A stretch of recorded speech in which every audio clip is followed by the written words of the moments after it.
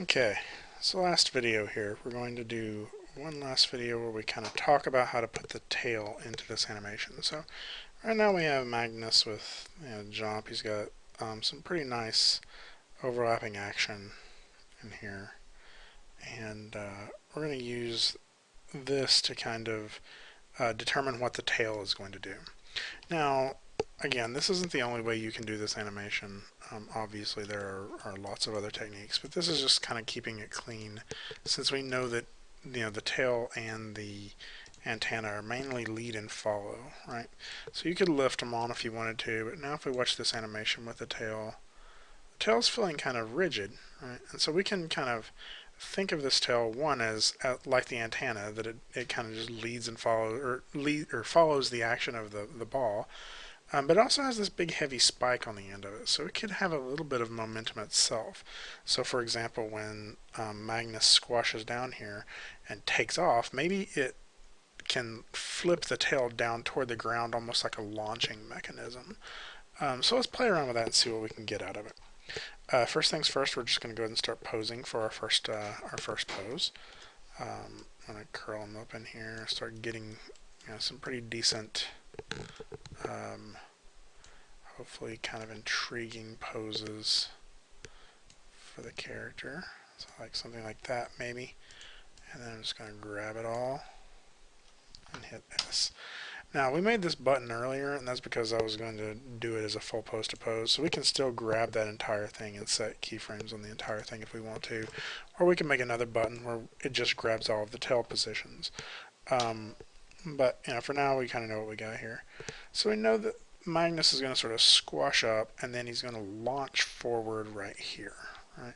So I'm going to go forward to maybe, say, 16 or 17, and I want to kind of get a scrunched up position for this tail too. So I'm going to hammer that in with a keyframe, get it in position here, and I'm just going to really kind of wrinkle this tail up onto Magnus's back here a little bit.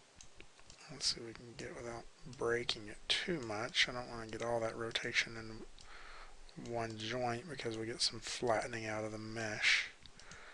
So maybe something like that.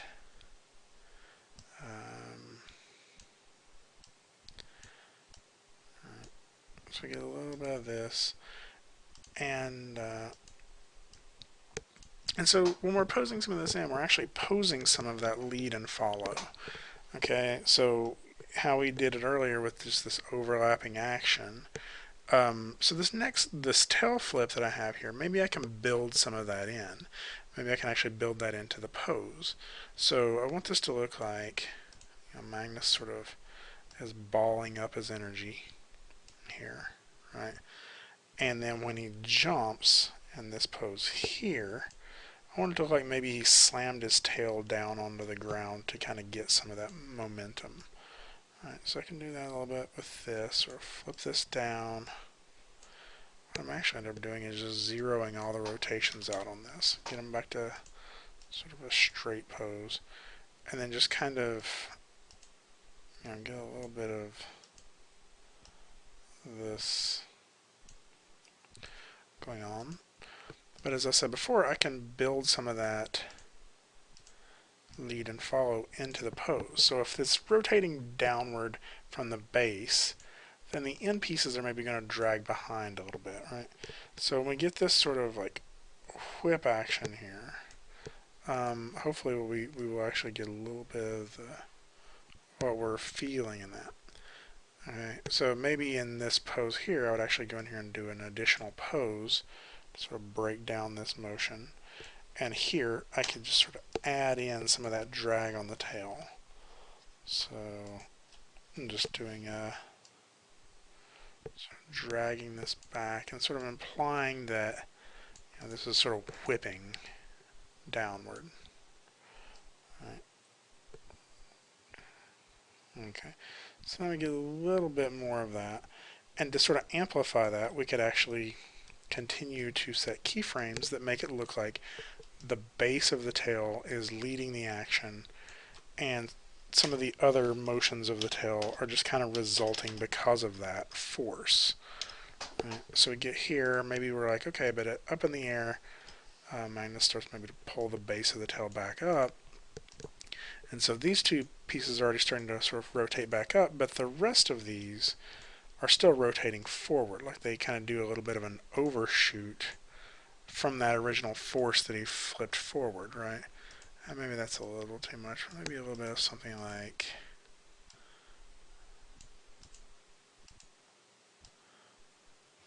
that. Let's see how that looks. So we kind of get this like flip at the end there. I'm not sure I like that. I'll have to kind of play around with it until we get it to a point like maybe what I would like is a little bit more like that with the tip flipping forward. Hold on one second. Okay, sorry about that. I had someone stop by my office, so I had to pause. So let's see if I can pick up where I was. Okay, so yeah, so we're building in some of this overlapping action into the flip. And although that may not look right just yet because it kind of sticks there as he goes forward, we can kind of pull forward a little bit more and start dragging the entire tail. Grab it like that. I'm actually just zero this out. Sort of play with this a little. Yes. And just kind of make it look like it's sort of dragging. I'll still leave a little bit of this in there. What's that look like? Yeah. And so we're getting this sort of this whip action happening. And so we're just going to carry that into this pose too. We kind of have this forward momentum. So maybe this would actually just sort of crinkle the entire tail up. But maybe still continue to drag the end pieces here. So you get a little bit of something like that. And then since he sits here for a little while, that'll give us a little bit of time to sort of let some stuff sort of resettle. Maybe this will overshoot past the other way. Like this. Into a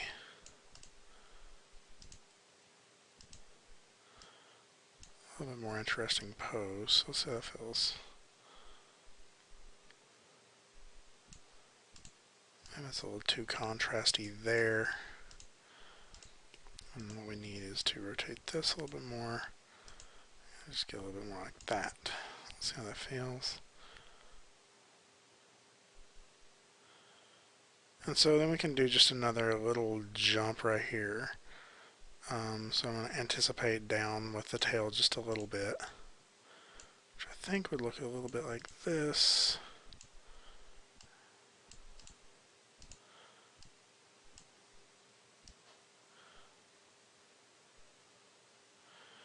And then since it's a smaller jump, this is going to be more of a reaction of the tail. So the tail will do a little bit like this.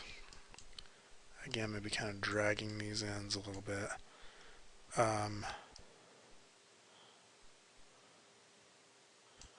I think we'd have to do a little bit more than that.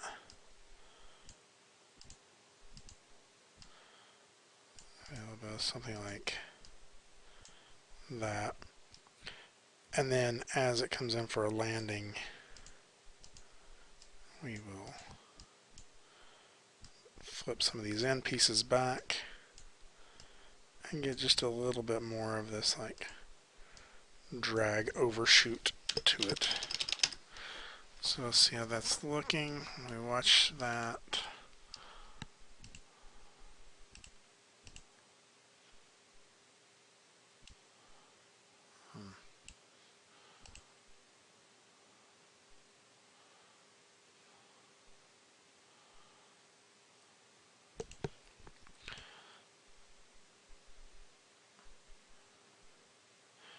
Not crazy about that. Maybe actually we'll get rid of that keyframe here and continue to drag it back. Let's see how that feels. Okay, so that kind of changes stuff. Maybe then let's get rid of these last two. I'm rethinking how this is going to look. It jumps a little bit here and dragging here. And what we're going to get is just a little bit more of a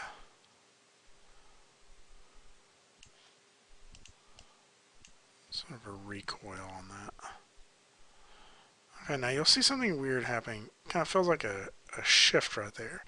And so this is what happens when we don't focus on all of our curves, because you'll see that if I go into my rotate X, the reason that's happening is because we're flat here and then suddenly it starts rotating. So we kind of want to ease into that so it doesn't feel like a jarring twist back. And this is on the original controller again, so we kind of want to consider some of those things, because that will propagate down an FK chain if we're not careful. So what we get now is a little bit more of a smoother motion. So he flips that back. I'm going back to the tail. He flips the tail back, and so I'm going to kind of consider how this is going to overshoot. And so the base of the tail starts to pull that back up. So maybe we ended up with a little bit of something like this.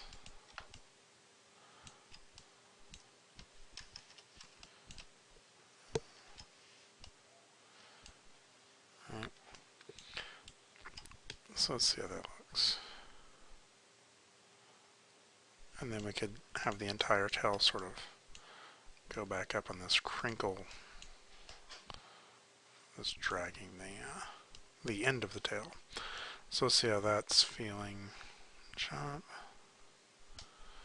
And then so now when we get to this point, we can start overshooting the tip. A little bit more like this. These can continue to go back down, but then basically the upper part is kind of settling through its overshoot. And so let's see how that feels. Jump. And then I think we could end up somewhere back around this pose. So I'm borrowing the first pose. Let's see how that works. It's not liking it. Let's get rid of that. But I want something similar, but maybe not quite as extreme. So what I can do is I can rotate that forward. And then just kind of give a little bit less of that in the tip here. And so we can play around with this until we get the pose the way we want it. There we go, but that's feeling a little bit better to me.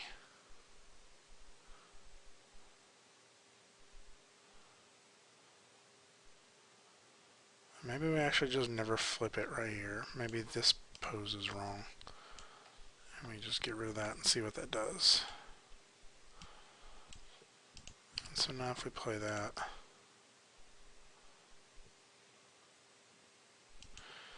I do feel like it needs to kind of get to here a little faster at the end.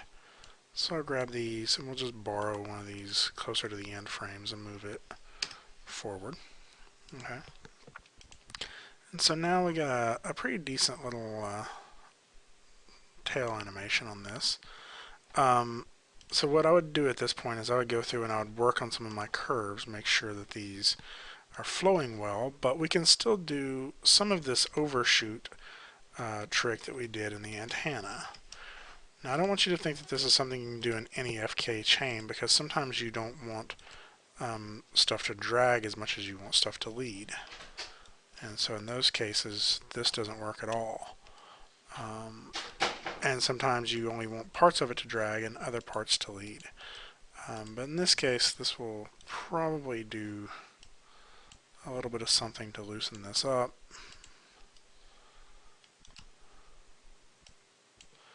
And so now if we watch through this, oh my, I was wrong. I'm going to undo all of that.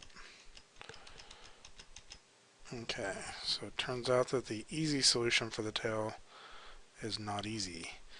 It's just not what we need. So let's look at this one more time, make sure I get all that back where it needs to be. So what we're actually going to do for this, and this is going to be tedious, but it's something that's necessary, is we're going to go through now all of our rotate channels, and we're going to just kind of look at how these curves work. Okay, so you'll start seeing stuff like this, where this could very easily just kind of be smoothed out a little bit. And there's also other little things that you could do, including this comes up and hits this point and then immediately changes directions. Well, maybe I don't want it to. Maybe I want to insert a new keyframe.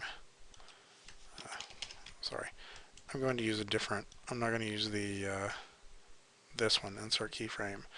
I'm going to use add key tool, because then when I click it and move, I can click it and then middle mouse drag to kind of shift it around. And so basically I'm just building in some overshoot in there. I could also do that here very easily. And I could even build a little bit of anticipation in here if I wanted to. Click and kind of add some anticipation and some of this sort of settling into it.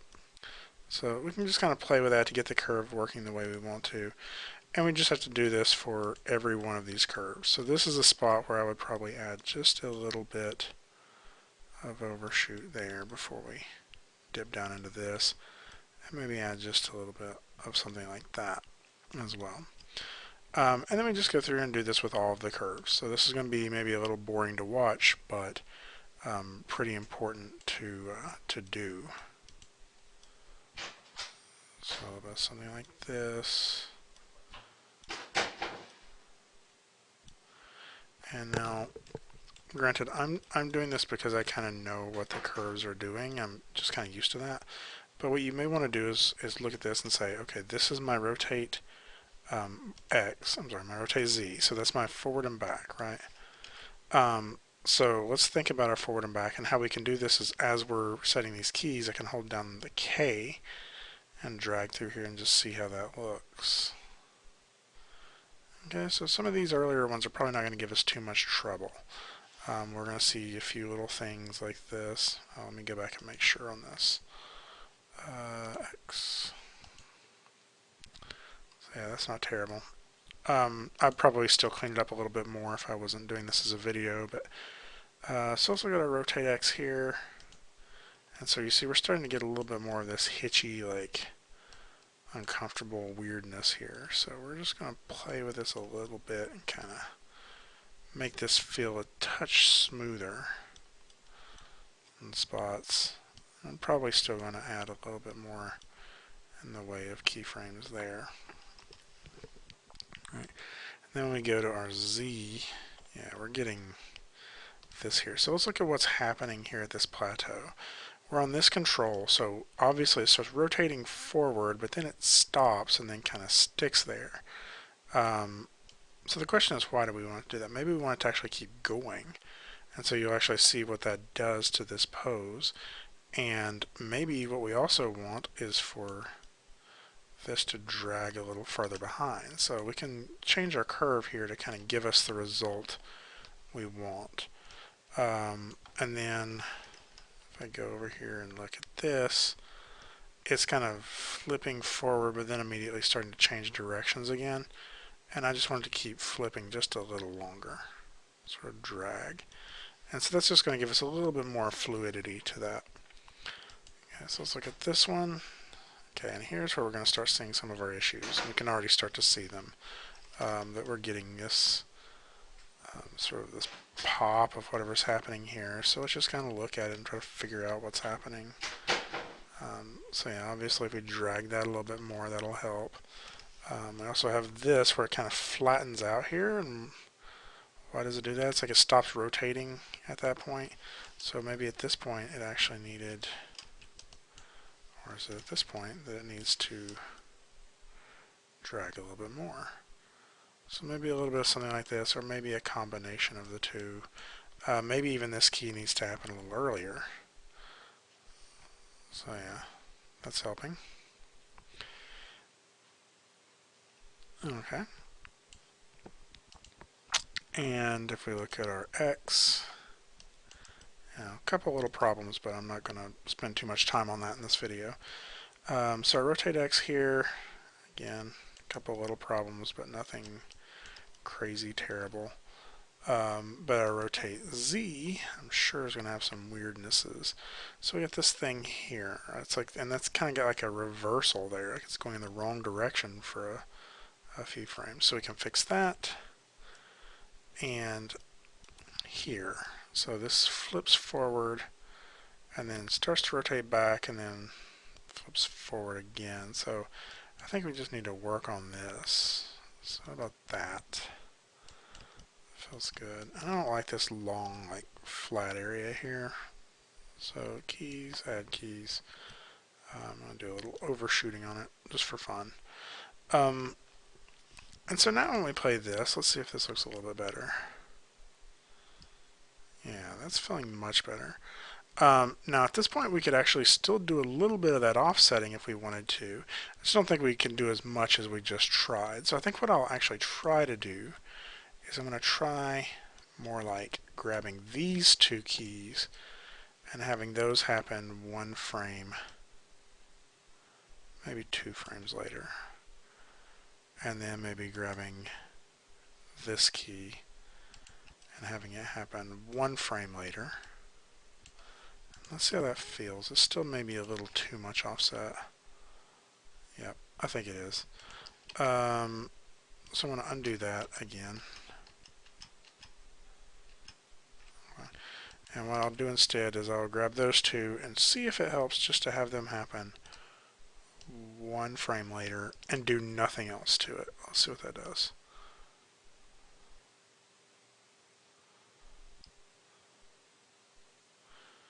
Okay, so here's an example where it doesn't work to shift them across the board because I think we actually lose something right here.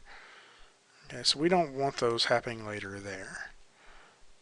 So we're going to grab those keys and undo that, right? On this section here, but maybe on these pieces here, those could use to drag a little bit. So I'm going to just grab those, and for this last section of the animation, I'll have it happen a frame later. And I think that's enough. Let's see what that looks like. Okay, so now if we're unhappy with how much of this drag we're getting here, we can actually go back in here and really make this happen the way we want to. So like right here, this may just not be what I want for this pose, and it's literally over the space of 2 frames. Maybe I really wish this happened a little bit more flippy. And so I can really just drag this back and just force it to do what I want it to do.